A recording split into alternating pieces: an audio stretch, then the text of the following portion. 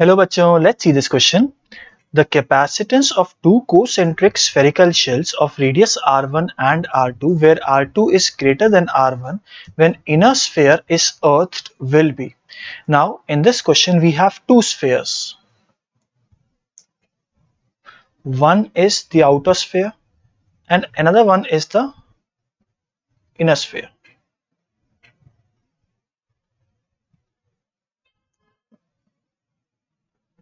Okay, now what is given to us? The inner sphere has a radius of r1 और outer sphere का radius कितना है r2. हमें बोला गया कि जो इनर वाला स्फीयर है उसको मैंने क्या कर दिया, अर्थ कर दिया. ठीक है, अब हमें क्या निकालना है, capacitance between two concentric spherical shells. मान लेते हैं कि हमने इस पे एक चार्ज दे दिया q. मैं कुछ देर के लिए स्फीयर 1 बोलूंगा अंदर वाले को और बाहर वाले को स्फीयर 2 बोलूंगा.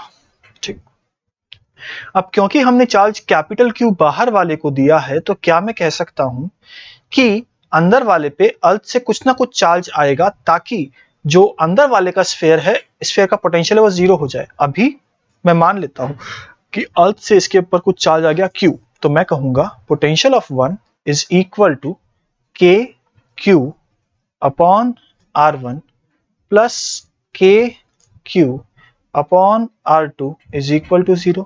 और इससे हमें क्या मिल गया, इससे हमें मिल गया कि Q is equal to minus of R1 by R2 into capital Q. ये हमारे पास एक रिलेशन आ गया. ठीक है, अब हमसे बोला है the capacitance of two concentric spherical shells. अब मैं इसको वापस से बनाने वाला हूं, ध्यान से देखना बच्चों. तो ये है हमारा आउटर वाला और ये है हमारा इनर वाला. इनर वाले को मैंने अर्थ कर रखा था. अब सोच के देखो, इस पर जो Q चार्ज है वो कहां पे होगा, वो सरफेस पे होगा. तो मैं कह देता हूं Q यहां पे होगा. तो इस Q के कारण कुछ इंड्यूस होगा, Q इधर, और बचा हुआ चार्ज Q प्लस Q बाहर की तरफ होगा.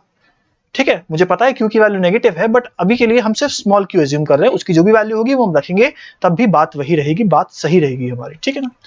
अब हमें क्या पता होना चाहिए, हमें पता होना चाहिए कि V2 माइनस V1 जो कि क्या होता है, potential drop between these two spheres is equal to. अब V2 की वैल्यू कितनी है भाई, V2 की वैल्यू अगर हम सॉल्व करें तो हमारे पास आ जाएंगी K Q upon R2 plus K into capital Q upon R2 minus 0. क्यों 0, क्योंकि अर्थ से कनेक्टेड है.